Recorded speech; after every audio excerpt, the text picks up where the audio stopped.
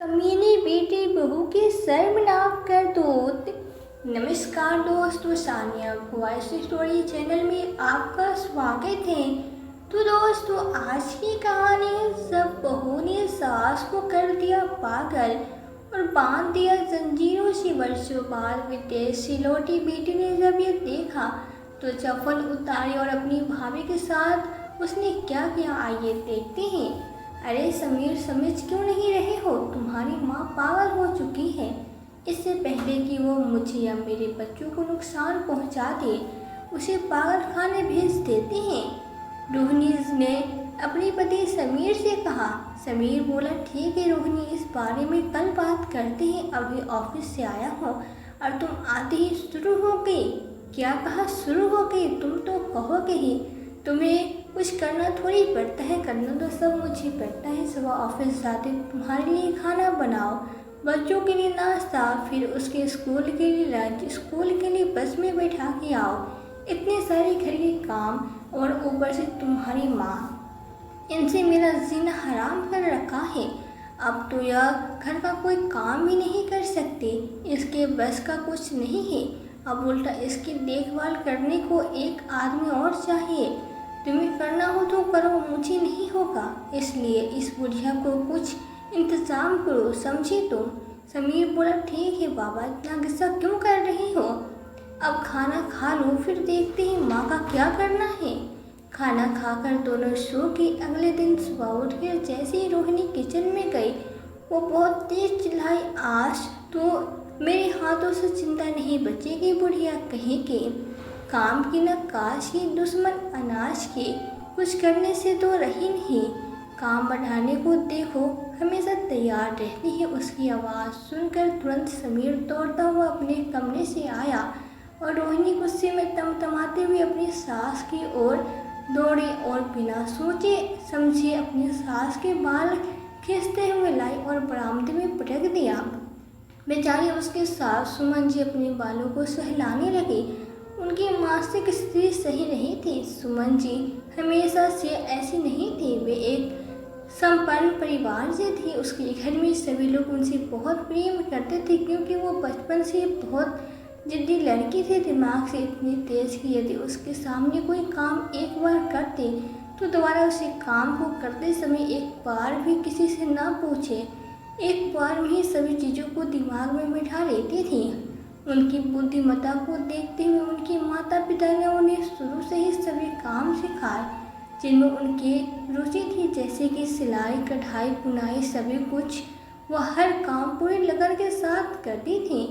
वो जो भी काम करती वो काम बहुत अच्छे से पूरा होता है। जैसे ही वो 19 वर्ष की हुई, उसके पिता ने उनके लिए जगदीश जी को पसंद कर लिया। जगदीश जी बहुत अमीर व्यक्तित्व नहीं थे, किंतु यह एक सज्जन व्यक्ति थे। वो एक साधारण परिवार से थे। उनकी एक छोटी सी दुकान थी जिससे वो अपने परिवार का भरण पोषण करते थे। किंतु उनके सरल स्वभाव और शालीनता को देखते हुए सुमन जी के माता पिता ने अपनी बेटी की शादी उनके साथ संपन्न कर दी।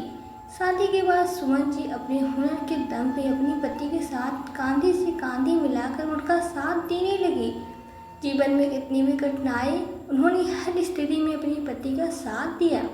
धीरे धीरे उनकी आर्थिक स्थिति सुधर रही थी और उन्हें किसी प्रकार की कोई समस्या भी नहीं और संपन्न था। उनके 2 बच्चे थे, एक बेटी और एक बेटा। बेटी का नाम पूजा और बेटे का नाम समीर था। दोनों ही पढ़ाई में काफ़ी अच्छे थे, किंतु समय का कुछ पता नहीं कि कब क्या हो जाए। सब कुछ अच्छा चल रहा था, किंतु एक दिन जगदीश जी की तबीयत खराब हो गई और उन डॉक्टर के पास ले जाया गया। जगदीश जी को पता चला कि उनको ब्लड कैंसर है और वो इस संसार में कुछ ही दिन की मेहमान है। यह बात सुनकर सुमन जी अंदर से टूट गई, किंतु उन्होंने यह बात किसी को नहीं बताने का निश्चय किया, क्योंकि वो जानते थे कि यदि उन्होंने इस बारे में अभी किसी से कुछ कहा तो सुमन जी भी पूरी तरह से टूट जाएगी। पूजा भी ग्रेजुएशन कर चुके थे। जगदीश जी ने पूजा की शादी का फैसला किया। उन्होंने पूजा के लिए अमीर परिवार में रिश्ते देखा। लड़का अमीर होने के साथ साथ सरकारी भी था। पूजा की शादी होने के बाद एक दिन जगदीश जी की तबीयत फिर से बहुत खराब हो गई अब की बार सुमन जी को जगदीश जी को लेकर डॉक्टर के पास गई। जब जगदीश जी बेहोश थे, सुमन जी ने जाकर डॉक्टर से बात की, जिससे उन्हें सारी सच्चाई का पता चल गया। सच जानने के बाद तो जैसे उनके पैरों तले जमीन खिसक गई हो। आखिर जगदीश जी के पास बैठ गई और उनकी आंखों से आंसू गिरने लगे। जगदीश जी की आंख खुली तो उन्होंने जैसे सुमन जी को देखा, उन्हें इस बात का अंदाजा हो गया था कि सुमन जी को सब पता चल चुका है। सुमन जी ने रोते रोते कहा, आपने मुझे इतनी बड़ी बात बताना जरूरी नहीं समझा। जगदीश जी ने जैसे तैसे करके समझाया। अब सुमन जी ने जगदीश जी को अच्छे से अच्छे डॉक्टर के पास दिखाया, लेकिन इसका कोई फायदा नहीं हुआ और कुछ ही समय के पश्चात जगदीश जी हमेशा के लिए सुमन जी को छोड़कर चले गए। जगदीश जी की मौत से सुमन जी को बहुत बड़ा सदमा पहुंचा। वो अपने आपे में नहीं रही और क्योंकि पूजा भी अपने पिता के अंतिम कार्यक्रम में आई हुई थी, इसलिए जब उसकी माँ ने खाना पीना छोड़ दिया तो डॉक्टर को दिखाया गया, जिससे यह पता चला कि पति की मौत से उन्हें गहरा सदमा पहुंचा है और वो बहुत बड़े मानसिक तनाव से गुजर रही है। ऐसे में उनके बच्चों को उनका ध्यान रखना चाहिए और जितना हो सके उन्हें खुश रखे। किसी भी तरह की लापरवाही का नतीजा बड़ा होगा। पूजा ने अपनी माँ को प्यार से समझाया और उन्हें खाना खिलाया, लेकिन सुमन जी की देखभाल करने के लिए घर पर किसी अपने का होना बहुत ज़रूरी था। अतः समीर की शादी का फैसला लिया गया। सभी रिश्तेदारों को यही सही लगा और समीर की शादी रोहिणी से कर दी गई।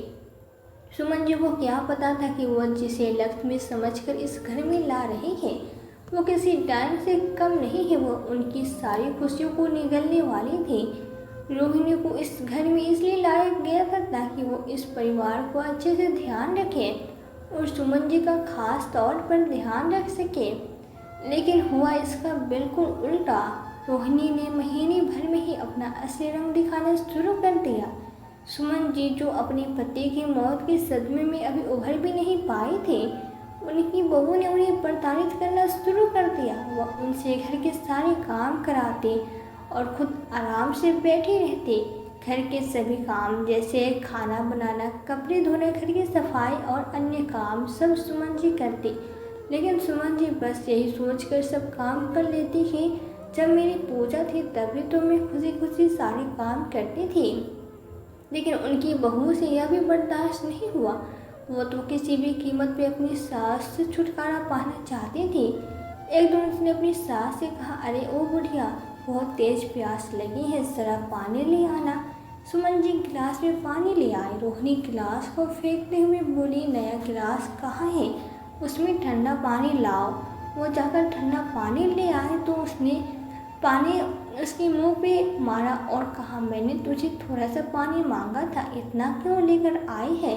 वो बेचारी फिर से पानी लेकर आई। तब जाकर रोहिणी ने पानी पिया और लेट गई। फिर बोली, चल अब मेरे पैर दबा दे, आज बहुत थक गई हूँ, मार्केट में इतना घूमी कि पैरों में दर्द हो गया है।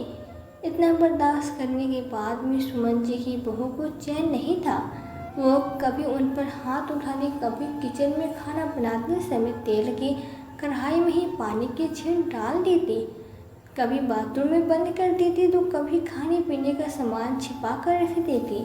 जब वो पूरा दिन भूख से तड़पती तब जाकर शाम को कुछ खाने को देती है तो कभी उनके कपड़े कैंची से काट देती। एक दिन जैसे ही वो सोकर उठी और बरामदे में गई झाड़ू लेने, तभी उनकी नज़र शीशे पे पड़ी और उनकी चीख निकल गई, क्योंकि उनकी बहू ने उनके लंबे काले घने बालों को काट दिया था।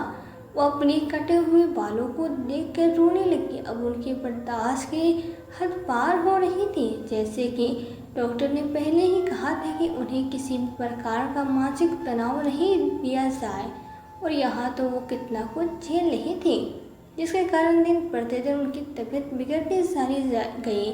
और आज वो इस स्थिति में है कि लोग उन्हें पागल कहते हैं। क्या हाल किया है समीर। किचन में गया तो देखा सारे बर्तन इधर उधर पड़े थे, किचन का सारा सामान फैला हुआ था। उसने आकर अपनी माँ से पूछा, माँ किचन में ये सब क्यों फैला दिया। वो डरते डरते बोली, मुझे खाना तो भूख लगी है। समीर ने रोहिणी से कहा, रोहिणी तुमने माँ को खाना नहीं दिया। वो बोले, कौन देता इन्हें खाना, मैं अपने बच्चों को इनके पास तो नहीं भेजूंगी खाना, लेकिन उन्हें कुछ कर दिया तो खुद भी इनका खाना दे दिया करो। मैं तो हरगिज़ नहीं जाऊंगी इनके पास और न ही अपने बच्चों को भेजूंगी। समीर ने अपनी माँ को उठाकर खाट पे पहुँचा दिया कि तभी उसकी पत्नी आई और अपनी सास को खींचते हुए कमरे में ले जाकर बंद कर दिया। थोड़ी देर बाद पूजा का फ़ोन आया। उसने अपने भाई से बात की और अपनी माँ का हाल चाल पूछा। समीर ने कह दिया, सब ठीक है। पूजा तो अपनी माँ से बहुत प्यार करती थी, लेकिन वो कॉल पर अपनी माँ से बात करना तो चाहती थी, लेकिन सुमन जी को सुनाई देना कुछ कम हो गया था, इसलिए वो अपने भाई और भाभी से ही अपनी माँ का हाल चाल जान लिया करती थी। पूजा ने अपने भाई से कहा, भाई आपके लिए एक सरप्राइज है, कल तक आपके पास पहुंच जाएगा। समीर ने बहुत पूछने पर भी उसने इस बारे में कुछ नहीं बताया। समीर ने सोचा शायद कोई गिफ्ट भेजा होगा। समीर पूजा से बात करके ऑफिस के लिए तैयार होने लगा कि तभी बाहर से छोटू दौड़ता हुआ आया और बोला, समीर भैया बाहर जाकर देखो सुमन काकी ने क्या किया। समीर दौड़कर बाहर गया तो देखा कि चूर्ण चटनी बेचने वाले भैया की साइकिल नीचे गिरी हुई है और सुमन जी उसके पास में खड़ी होकर ताली बजा रही हैं। उसने आगे बढ़कर साइकिल वाले की मदद की और उसे कुछ पैसे देकर भेज दिया। अपनी माँ को घर के अंदर लाकर वो बोला, रोहिणी तुमने तो माँ को अंदर बंद कर दिया था, फिर वो बाहर कैसे पहुँची। रोहिणी बोली, मुझे क्या पता, मैंने तो खुद बंद किया था। मैंने तो तुमसे पहले ही कहा था कि इन्हें पागल खाने भेज दो, लेकिन तुम मेरी कहाँ सुनती हो। अब जी लो। समीर ने कहा, शायद तुम सही कह रही हो, मैं कल ही पागल खानों में कॉल करके पूछता हूँ, तब तक तुम इन्हें अंदर ही बंद रखना। रोहिणी को तो थोड़ी सी परमिशन चाहिए, वो तो वैसे ही अपनी सास की ज़िंदगी जहन्नुम बनाना चाहती थी। वो जानवरों को बांधने वाली जंजीर लेकर आई और अपनी सास को बांधते हुए बोली, बस अब 1 से 2 दिन और फिर मैं तो आज़ाद हो जाऊंगी तुझसे, और वैसे भी अब तू तो मेरे किसी काम की नहीं रही। जब तक ठीक थी तो मुझे बिस्तर से नीचे पैर रखने की भी ज़रूरत नहीं थी, पर अब तो मेरे किसी काम की नहीं। उधर विदेश में बैठे बैठे इतने लंबे समय से पूजा अपनी माँ से मिलना चाह रही थी और आखिरकार उसके पति अमन को ऑफिस से छुट्टी मिल गई। वो अपनी माँ से मिलने के लिए बहुत बेचैन थी, बहुत उत्सुक थी। उसके चेहरे पे खुशी साफ झलक रही थी। बैग में सामान पैक करते हुए बोली, अमन हम जो कल साड़ियाँ लेकर आए थे माँ के लिए, वो कहाँ है, मैं रख लेती हूँ, कभी जल्दी जल्दी में भूल जाऊँ। फिर खुद ही बोली, हे भगवान मैं कितनी बुद्धि हूँ, अभी परसों ही माँ के लिए कितना सामान लाया था और सब यहीं छोड़ जाती। मोनू बेटा नानी का सामान तो लाना। मोनू बोला, मम्मी कहाँ रखा है बेटा, वही कबर्ड में है। पूजा सारा सामान पैक करके बैठे तैयार, क्योंकि उन्हें अगली सुबह ही निकलना था। अगले दिन पूजा अपने पति अमन और बेटी मोनू के साथ अपने देश अपनी माँ से मिलने के लिए निकल पड़ी। इधर समीर और रोहिणी ने भी पागल खाने में फ़ोन करके पूछ लिया तो रोहिणी ने किचन से खाने की थाली इतनी दूर से ही लगभग फेंकी जिससे कि सारा खाना फैल गया। समीर ने देखा तो रोहिणी बोली, देखो समीर मैंने थाली में खाना करके दिया था, पर तुम्हारी माँ उन्होंने ज़मीन पे गिरा लिया और देखो कैसे चाट चाट कर खा रही है। समीर बोला, बस रोहिणी थोड़ी देर, बहुत देर और किसी भी समय गाड़ी आती होगी माँ को लेने के लिए। उधर फ्लाइट में बैठी पूजा के बाजू वाली सीट पर जो महिला बैठी थी वो भी काफ़ी घुलने मिलने वाली थी और पूजा तो भी थी। वो रास्ते में उसी महिला से अपनी माँ की ही बात करती आई, आपको पता है आंटी जी मेरी माँ को हर काम आता है, सिलाई कढ़ाई बुनाई खाना बनाना घर के काम तो वो कर ही लेती है, साथ ही छोटे छोटे बच्चों को ट्यूशन भी पढ़ा लेती है और पापड़ बनाना अचार बनाना ढोलक बजाना मेरी माँ को बहुत सब कुछ आता है। अच्छा तुम्हारी माँ इतनी बड़ी है, उस महिला ने बात छेड़ते हुए कहा। पूजा बोली, हाँ आंटी जी अगर कभी मौका मिले तो हमारे घर ज़रूर आइएगा। बात में कब रास्ता कट गया पता ही नहीं चला कि वो लोग अपने देश पहुंच चुके थे। एयरपोर्ट पे उतरते ही अपनी बाह फैलाकर लंबी सांस लेते हुए पूजा बोली, कुछ भी कहो, चाहे पूरी दुनिया में घूम लो, लेकिन अपने देश की बात ही कुछ और ही है ना अमन? अमन बोला, हाँ बिल्कुल सही बात है। दुनिया में कहीं भी चले जाओ, अपने देश जैसी कहीं नहीं। अपने देश इतने सालों बाद लौटे थे, सभी बहुत ज़्यादा खुश थे और सबसे ज़्यादा खुश थी अपने इतने समय बाद अपनी माँ से मिलने की। मुझे अपनी माँ से बहुत प्यार करती थी, और करती भी क्यों है। उसकी माँ ने बचपन से उसके लिए कितने कष्ट सह कर कि उन्हें पढ़ाया लिखाया, अपने हुनर का हर जगह इस्तेमाल कर पंखे बनाकर बेचे, सर्दी आए तो स्वेटर बनाकर बेचे, कभी पापड़ बनाकर घर का खर्च चलाया तो कभी अचार बेचकर पढ़ाई के पैसे जुटाए। पूजा को हर बात बहुत अच्छे से याद थी। अपनी माँ के इन्हीं बलिदानों के कारण वो अपनी माँ को बहुत प्यार करती थी। वो कहती भी, यूँ तो हर माँ अपने बच्चों के लिए खाना पीना पढ़ाई लिखाई सब करते ही हैं, लेकिन मेरी माँ ने हमारे लिए जितना किए थे और इतने दिन से जिस बाल का इंतज़ार कर रहे थे वो भी आने वाला था। उन्होंने एयरपोर्ट से कैब की और घर के लिए रवाना हो गए। पूरे रास्ते पूजा अपने बेटी मोनू को यही बताते आ रही थी, तुम्हें पता है बेटा, तुम्हारी नानी सुबह उठते ही नहा धोकर पूजा करती है, उसके बाद ही किसी को कुछ खाने को मिलता है। अब तो तुम्हें भी जल्दी उठना पड़ेगा, उसने मोनू को चिढ़ाते हुए कहा। मोनू बोला, क्या सचमुच मम्मी, नानी बिना नहाए आपको कुछ खाने नहीं देती थी? वो बोली, और नहीं तो क्या, तुम्हारी नानी है, तुम्हें तो थोड़ी छूट मिल भी सकती है, उसने मुस्कुराते हुए कहा। वो अमन से बोली, कितना टाइम हुआ माँ को देखे, पता नहीं अभी पहले की तरह है या बदल गई है। तुम्हें पता है अमन, जब मैं छोटी थी तो सिर खोल कर धुलकर ऐसे ही घूमती रहती थी, फिर माँ मुझे बहुत डांटती और कहती, बाल सूखने ही तेल डालकर बाल बांध लिया करो, क्योंकि वो खुद भी ऐसे ही करती थी। तुलसी की पूजा करती, तब तक उनके बाल सूख जाते, फिर वो मुझे भी अपने साथ बैठाते, पहले मेरी चोटी बनाती फिर अपनी। अमन बोला, हाँ, और फिर तुम्हें अपने हाथों से खाना खिलाती। और फिर पूजा बोली, और नहीं तो क्या। फिर दोनों एक दूसरे की ओर देख कर हंसने लगी। वो इसलिए कि पिछले 2 दिन में 10 बार यह बात पूजा ने अपने पति और बेटे को बताई थी। बातों बातों में पता ही नहीं चला कि कब घर आ गए। देखा तो घर के बाहर बहुत भीड़ लगे हुए थे, इतनी भीड़ लगी थी कि सबसे कुछ भी दिखाई नहीं दे रहा था। पहले तो वो थोड़ा घबरा गई, फिर गाड़ी से निकलकर देखने लगी कि आखिर उनके घर के बाहर इतनी भीड़ क्यों लगी है। गाड़ी से उतरकर लोगों को हटाते हुए पूजा जैसे अपने घर के दरवाजे पे पहुंचे, उसने जो देखा उसकी आंखें फटी न गई, क्योंकि दरवाजे पे एक औरत जो जंजीरों से बांध कर रखा गया था, वो औरत कोई और नहीं बल्कि पूजा की माँ सुमन जी थी, जिस माँ से मिलने के लिए वो इतनी बेचैन थी। इस माँ की आज ये हालत देखकर वो तो घर ही रह गई। उसकी माँ जो कि एक दिन भी बिना नहाए नहीं रहती थी और साफ सफाई का कितना ध्यान रखती थी, आज जंजीरों से बंधी हुई, एक फटी हुई और गंदी सी साड़ी में लिपटी हुई, मिट्टी भरे हुए बड़े बड़े नाखून, गंदे उलझे हुए बाल जो कि चेहरे पे बिखरे हुए थे। अपनी माँ को ऐसी दशा में देखकर पूजा फपक फपक कर रोने लगी। उसने अपनी माँ के चेहरे से बाल हटाए तो सुमन जी घबरा गई। पूजा उन्हें प्यार से सहलाते हुए बोली, माँ, मैं तुम्हारी पूजा हूँ, पहचाना नहीं मुझे? मैं पूजा हूँ, तुम्हारी बेटी। सुमन जी ने नज़र उठाकर पूजा को देखा। वो धीरे से बोली, पूजा, मेरी बेटी। पूजा, और जैसे ही पूजा का चेहरा उनकी पहचान में आया, वो उसे गले लगाकर रोने लगी और बोली, मुझे कहीं नहीं जाना, मुझे बचा लो, वरना यह लोग मुझे कहीं दूर भेज देंगे। इतने में ही समीर बाहर आ गए और पूजा को भी अपनी माँ को देखकर बहुत ज़्यादा गुस्से में थी।